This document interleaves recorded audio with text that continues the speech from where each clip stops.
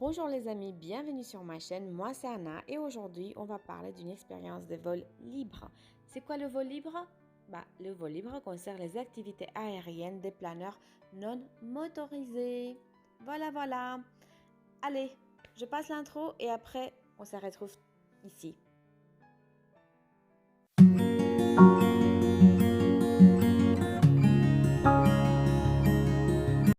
Alors, on est de retour.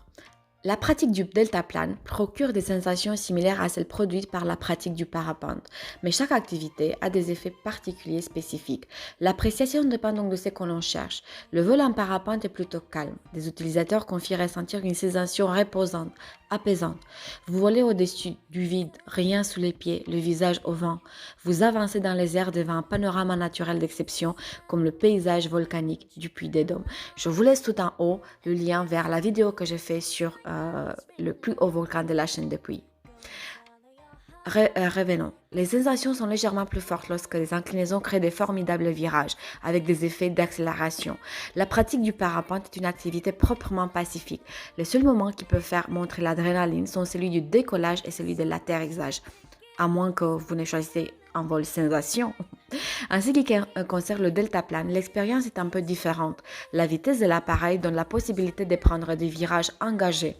L'expérience est plus dynamique. Le deltaplane peut pointer à plus de 100 km par l'heure et prendre des virages serrés. Vous pouvez demander un vol calme ou plein d'adrénaline sur l'une ou l'autre de ces activités aériennes, mais le deltaplane promet des sensations supplémentaires au décollage et à l'atterrissage.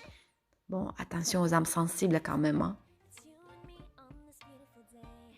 Maintenant, parlons un petit peu des prix. Alors, un biplace, que ce soit dans l'une ou l'autre de ces disciplines, est sensiblement au même tarif. Une moyenne de 80 € pour un vol découverte et observé, mais cela dépend avant tout du site.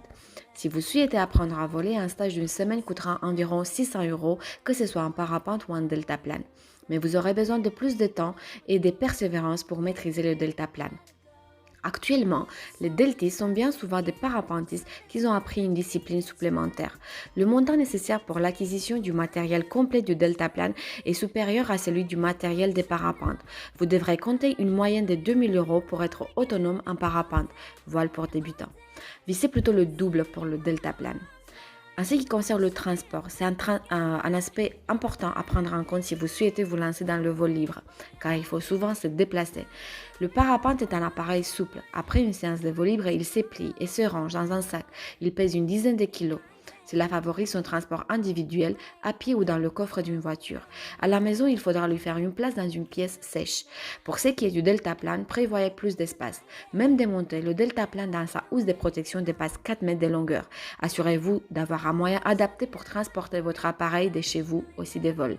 Bien qu'il soit plus ancien, le deltaplane est un peu plus atypique. Il y a beaucoup plus de parapentistes que de deltistes en France. Les décollages sont plus nombreux et l'offre des tandems parapente est supérieure. Si vous ne parvenez pas à faire votre choix, expérimentez les deux et dites-moi ce que vous ressentez dans les commentaires. Je vous remercie d'avoir regardé ces vidéos et je vous dis à très bientôt. Bye bye!